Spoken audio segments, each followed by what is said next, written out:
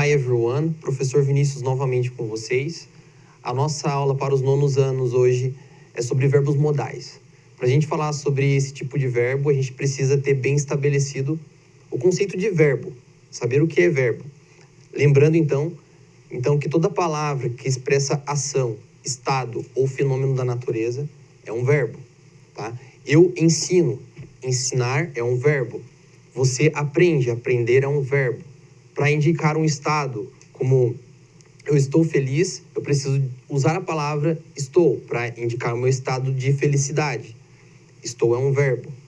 Chover, molhar, ventar, fenômenos da natureza, também é um verbo. A gente vai falar um pouquinho hoje sobre os verbos modais, que é um tipo de verbo especial na língua inglesa. E nem por isso ele é mais difícil de usar, pelo contrário.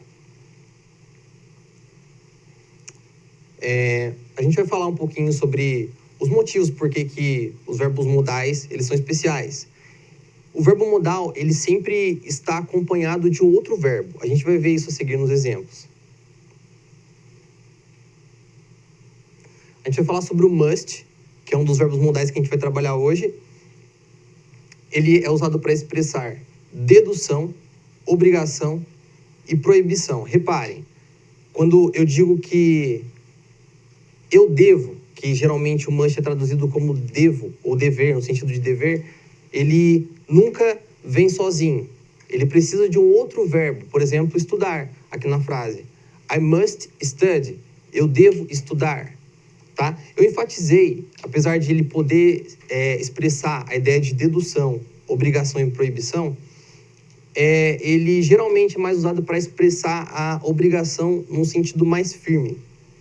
Então, aqui a gente vê por que o must, o verbo modal, o uso dele é muito mais simples. Ele não flexiona quando eu uso ele para a terceira pessoa. Em todas as pessoas do discurso, o verbo ele se mantém da mesma forma. I must, you must, he must, she must e assim por diante. O must, então, ele nunca vai flexionar, a forma dele nunca vai se alterar. Ele sempre vai ser usado dessa forma. Aqui eu tenho um exemplo das expressões do verbo must. Então, he must be at home. Ele deduz que ele deve estar em casa. Ele é usado para deduzir. You must stop. Você deve parar. Então, aqui ele é usado no sentido de obrigação, o sentido mais comum do uso do must. You must not shoot this place.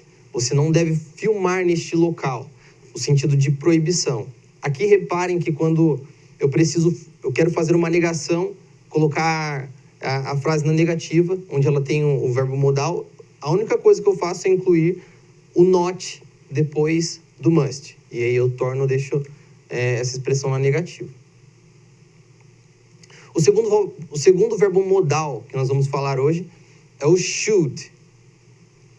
Ele é usado para expressar obrigação também, mas com um sentido um pouco mais leve do que o must. O must geralmente é traduzido como dever, deve. O should, ele é traduzido geralmente como deveria, no passado. Então, ele dá um tom mais suave para a expressão. Aqui, por exemplo, you should take care yourself. Você deveria se cuidar. Então, a gente pode notar que o contexto em que o should geralmente é usado é um contexto de aconselhamento, de recomendação, de sugestão. I should rest more. Eu deveria descansar mais. Você provavelmente deve ter ouvido já aquela música Should I stay or should I go? Should I stay? Eu deveria ficar? Eu devo ficar? Uma observação importante aqui também. Quando eu vou fazer uma pergunta com esses verbos modais, eu não preciso de nenhum outro auxiliar na frase. Eu simplesmente troco esse verbo modal pela pessoa do discurso na posição dele na frase. Então, eu troquei ali o should com o I e já coloquei a frase automaticamente na forma interrogativa. Não esquecendo do ponto de interrogação no final. O terceiro verbo modal que nós vamos falar hoje é o verbo can. Ele é usado para expressar habilidade, capacidade, possibilidade e permissão. A gente vai ver que, em alguns casos, eles podem expressar a mesma coisa, mas eu estou enfatizando onde cada verbo modal mais utilizado. Então, o can, ele é mais utilizado no contexto em que eu preciso falar de habilidade ou de capacidade. Por exemplo, se eu sei ler, I can read. No caso aqui, você sabe ler, you can read. Reparem, o can não muda de forma, assim como should e assim como must também. Em todas as pessoas do discurso, ele vai manter a sua forma original. Por isso que ele é um verbo especial, é um verbo modal. Não esquecendo que ele sempre vem acompanhado de um outro verbo. Então, isso acontece aqui. Ler é um verbo, ele vem logo em seguida do can. Eu posso ensinar, I can teach. He can't sing, ele não pode cantar. Eu coloquei a última frase na negativa, novamente, só que da forma contraída dela, ok? Então, resumindo, fechando nossa explicação sobre esses 3 verbos modais, o must, ele é usado no sentido de obrigação, traduzido geralmente como deve. O should, ele é traduzido no passado, deveria. Então, ele é usado num contexto de aconselhamento, de recomendação.